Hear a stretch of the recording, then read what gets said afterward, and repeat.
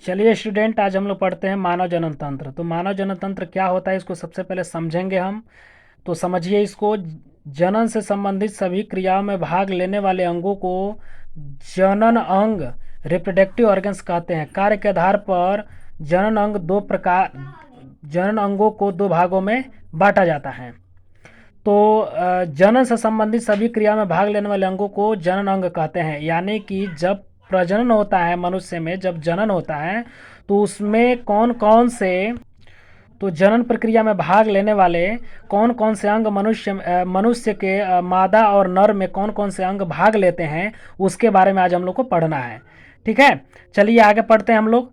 तो जनन से संबंधित सभी क्रिया में भाग लेने वाले अंगों को जनन अंग कहते हैं, यानी कि रिप्रोडक्टिव ऑर्गन्स कहते हैं। कार्य के आधार पर जनन अंगों को दो भागों में बांटा जाता है। पहला है प्राथमिक लैंगिक अंग और दूसरा है द्वितीय लैंगिक अंग।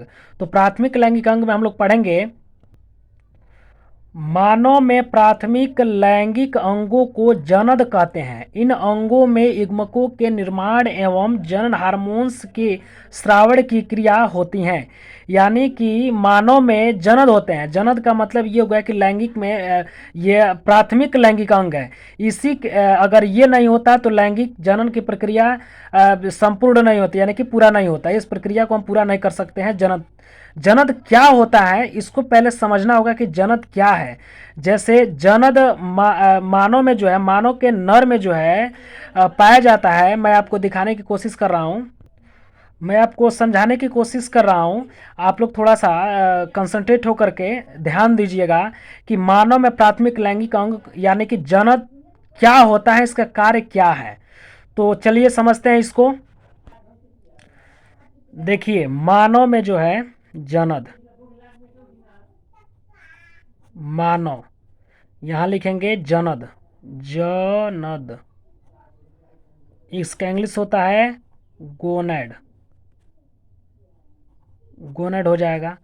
तो यहाँ मानव का दो सदस्य होता है, एक होता है नर और एक होता है मादा। ध्यान दीजिएगा आप लोग, दो गोनेड पाए जाते हैं, नर गोनेड और मादा गोनेड, दो गोनेड पाए जाते हैं। मादा गोनेड। तो नर गोनेड का नाम होता है वृषण, इसको वृषण कहते हैं। और मादा गोनेड को कहते हैं अंडाशय, इसको इंग्लिश में कहते हैं ओवरी बोलते हैं, और इसको बोलते हैं टेस्टिज, इसको टेस्टिज बोलते हैं। ठीक है, तो वृषण का कार्य क्या होता है ध्यान दीजिएगा। ये नर गोनेड है, ये नर गोनेड है और ये मादा गोनेड है। वृषण का कार्य होता है सीमेन बनाना, सीमेन, अर्थात इसको हिंदी में कहेंगे वीर्य। और वीर्य में जो है 10% ओनली शुक्राणु पाए जाते हैं, 10% शुक्राणु पाए जाते हैं, यानी कि स्पर्म 10% शुक्राणु पाए जाते हैं। बाकी जो है, जो 90% होता है वो अम्लीय भाग होता है और प्रोटीन होता है वगैरह वगैरह वगैरह। ठीक है, अब अंडाशय जो है, जो अंडाशय है ये जो मादा गोनड है, तो ये क्या करेगा कि सीधे जो है ये अंडाणु का निर्माण करेगा, अंडाणु, और अंडाणु से बन जाएगा ये अंडा। एक कहिए इसको, इसको एक कहिए, ये अंडा बन जाएगा। तो आप समझ सकते हैं इस तरह से कि मानव में दो प्रकार के जनद पाए जाते हैं, नर जनद और मादा जनद। तो नर जनद को कहते हैं वृषण यानी कि टेस्टिज, और मादा गोनेड को कहते हैं अंडाशय। तो वृषण का कार्य होता है, वृषण का कार्य होता है सीमेन यानी कि वीर्य का सेक्रेशन करना, और वीर्य में शुक्राणु पाया जाता है, और शुक्राणु को हम कहते हैं नर युग्मक, इसको हम बोलते हैं नर युग्मक, इसको नर युग्मक बोलते हैं हम। और इसको जो है बोलते हैं मादा युग्मक, अंडा को बोलेंगे मादा युग्मक।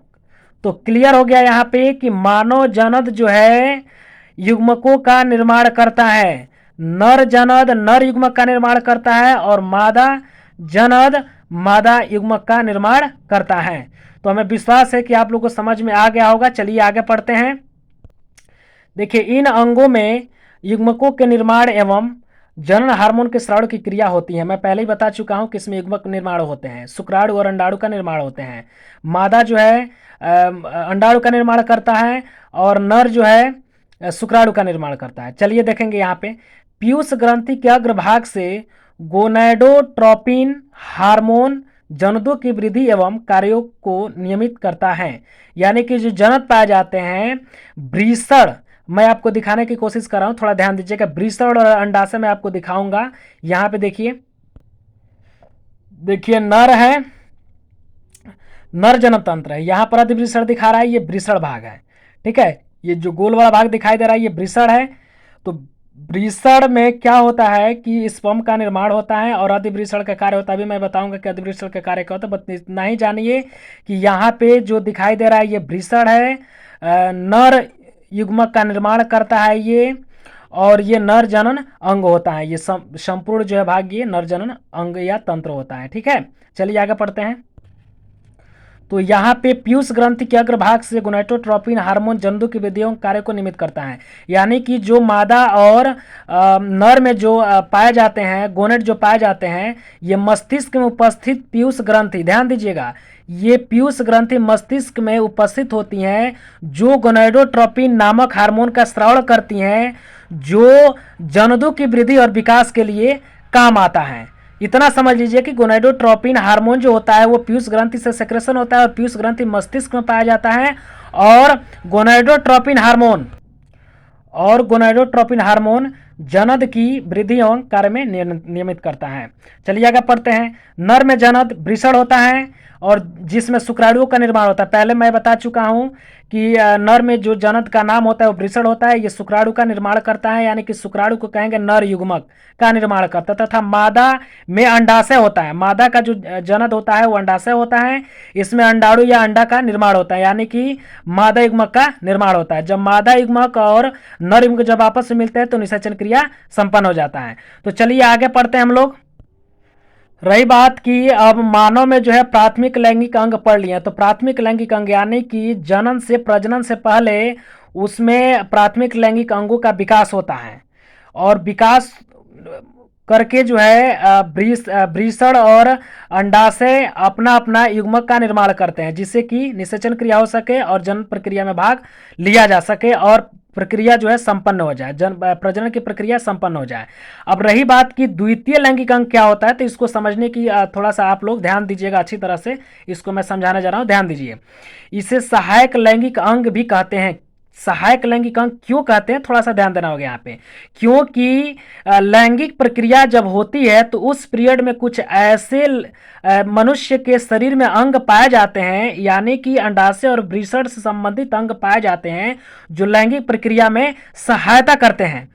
ये अंग ये अंग प्राथमिक लैंगिक अंग की भांति न ही युग्मक बनाते हैं और न ही हार्मोन का स्राव करते हैं, बल्कि ये जनन प्रक्रिया में सहायता प्रदान करते हैं। हमारे कहने का मतलब ये है कि जो सहायक लैंगिक अंग है वो सिर्फ और सिर्फ क्या करता है कि प्रजनन प्रक्रिया में, यानी कि जो लैंगिक प्रक्रिया होती है उसमें भाग लेता है। लैंगिक अंग की तरह ये कार्य नहीं करता है, बट ये भाग लेता है, उसमें सहायता प्रदान करता है। ये जो सहायक लैंगिक अंग होता है ये युग्मकों का निर्माण नहीं कर सकता है, न हार्मोन का सेक्रेशन कर सकता है। केवल जो है ये प्राथमिक लैंगिक अंग जो होता है और जो प्रक्रिया होती है मानव जनतंत्र और मानव की जो लैंगिक प्रक्रिया होती है, जो प्रजनन प्रक्रिया होती है, उसमें ये केवल भाग ले लेता है। देखिए इसका कार्य क्या है और कौन कौन से अंग पाए जाते हैं। पहला देखिए इसमें बता रहा है, पहला पॉइंट में नर में, यानी कि नर में जब जो द्वितीय लैंगिक अंग होता है जो सहायता प्रदान करता है, ये जो जनन प्रक्रिया में जो सहायता प्रदान करता है कौन कौन सा अंग होता है, ध्यान दीजिए यहाँ पे। शुक्रवाहिनियां, प्रोस्टेट ग्रंथि, शुक्राशय, शिश्न आदि अंग पाए जाते हैं। इसको मैं फिगर के द्वारा समझाना चाहता हूं, जरा इसको फिगर के द्वारा समझिएगा। देखिए यहाँ पे ध्यान से देखिएगा आप लोग जरा सा इसको। ये नर जनन तंत्र है, तो मैं बता रहा हूँ कि ये ये मानव में नर जनन तंत्र का ये सिस्टम है, इसको देख सकते हैं आप लोग। अब मैं बता रहा हूँ कि प्रजनन प्रक्रिया में मानव जो द्वितीय लैंगिक अंग होते हैं कौन कौन से होते हैं जो लैंगिक प्रक्रिया में सहायता करते हैं। तो ध्यान दीजिएगा, यहाँ पर पहला बता रहा है शिश्न, दूसरा बता रहा है शुक्राशय, और तीसरा बता रहा है प्रोस्टेट ग्रंथि, और चौथा बता रहा है शुक्रवाहिनियां। चूंकि आपको बताया गया अभी अभी अभी बताए हम, तो देखिए शिश्न का कार्य होता है कि ये गर्भाशय में पहुंचता है, ये योनि के रास्ते जो गर्भाशय में ये क्या बोलते हैं कि नर युग्मक को छोड़ देता है वहां पे, जिससे कि अंडा युग्मक भी रहता है और ये निषेचन क्रिया हो जाता है। शुक्राशय का कार्य होता है यहाँ पे कि शुक्राणु को इकट्ठा करके रखता है। प्रोस्टेट ग्रंथि का कार्य होता है कि ये निम्न हार्मोन्सों का सेक्रेशन करता है और शुक्राणु को क्या करता है कि सक्रिय रखता है, तथा ये यूरिन के समय भी कार्य करता है। ये कुछ इसमें से ऐसे हार्मोन सेक्रेशन होते हैं जिससे यूरिन आभास होता है और हम पेशाब करने लगते हैं या पेशाब करने जाते हैं, तो ये इसमें भी सहायता करता है। ये मूत्र मार्ग है, देख सकते हैं आप लोग, ये मूत्र मार्ग, शिश्न में भी मूत्र मार्ग दिखाया गया। शुक्रवाहिनियां है, शुक्रवाहिनियां से शुक्राणु यानी कि अर्ध वृषण में उपस्थित या वृषण में उपस्थित शुक्रवाहिनियां क्या करते हैं कि ये आ जाते हैं ये शिश्न में, और शिश्न से बाहर निकल आते हैं, स्खलित हो जाते हैं, शुक्राणु स्खलित हो जाते हैं। किसके द्वारा? तो शुक्रवाहिनी के द्वारा। तो इस तरह से आप समझ सकते हैं कि नर जो सहायक ग्रंथि सहायक जो जनन अंग होता है वो चार होता है: शिश्न, शुक्राशय, प्रोस्टेट ग्रंथि और शुक्रवाहिनियां। इस तरह से हम लोग समझ सकते हैं। चलिए आगे पढ़ते हैं। देखिए अब पढ़ेंगे हम लोग, मादा जनन में अंडवाहिनियां भाग लेती हैं, गर्भाशय, योनि, स्तन ग्रंथियां आदि द्वितीय लैंगिक अंग पाए जाते हैं, यानी कि इसमें भाग लेते हैं। जनन प्रक्रिया में मादा जनन से कौन कौन से अंग भाग लेते हैं, मादा जनन तंत्र से कौन कौन से अंग भाग लेते हैं? तो अंडवाहिनियां, गर्भाशय, योनि, स्तन ग्रंथि आदि भाग लेते हैं। मैं इसको फिगर के द्वारा समझाने की कोशिश कर रहा हूं, जरा इसको समझिएगा आप लोग। यहाँ देखिए मादा जनन तंत्र ये है, मैं आपको बताया हूं कि कौन कौन से अंग भाग लेते हैं। तो अंडवाहिका यानी कि अंडवाहिनी, गर्भाशय, योनि, ठीक है, इस तरह से चार भाग इसमें भाग लेते हैं। अंडाशय भी भाग लेता है। तो आप देख सकते हैं यहाँ पे कि इसका कार्य क्या होता है, ये चारों अंगों का कार्य क्या होता है जो लैंगिक जनन या प्रजनन प्रक्रिया में भाग लेते हैं। तो अंडाशय का कार्य होता है अंडा का निर्माण करना, अंडवाहिका या अंडवाहिनी या फैलोपियन नलिका भी इसको कह सकते हैं। तो इसका कार्य क्या होता है? तो अंडाशय से अंडा को जो है यहाँ पे ग्रीवा भाग तक पहुंचाना, देखिए यहाँ ग्रीवा भाग तक पहुंचाना, फिर इधर से ये शिश्न का प्रवेश कराया जाता है, पुरुष जो है शिश्न का प्रवेश कराता है और यहाँ पे ग्रीवा भाग पे अपने स्पर्म को छोड़ देता है, यानी कि शुक्राणु को छोड़ देता है।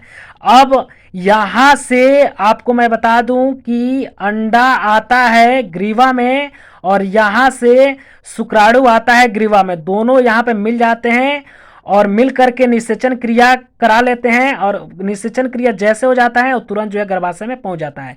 ये गर्भाशय देखिए, ये गर्भाशय भाग है, ये गर्भाशय में पहुंच जाता है और गर्भाशय में यहीं पे भ्रूण यानी कि गर्भ पलने लगता है और भ्रूण पलने लगता है और वृद्धि करने लगता है और यहीं पे जो है बच्चा का निर्माण हो जाता है। तो समयानुसार ये जो है बच्चा फिर से बाहर इसी रास्ते निकल आता है। तो हमें विश्वास है कि आप लोगों को मानव जनन तंत्र अच्छे से समझ में आ गया होगा, हमें विश्वास है। यदि समझ में आ गया है तो कमेंट करें, लाइक करें और हमारे चैनल को सब्सक्राइब करें। धन्यवाद।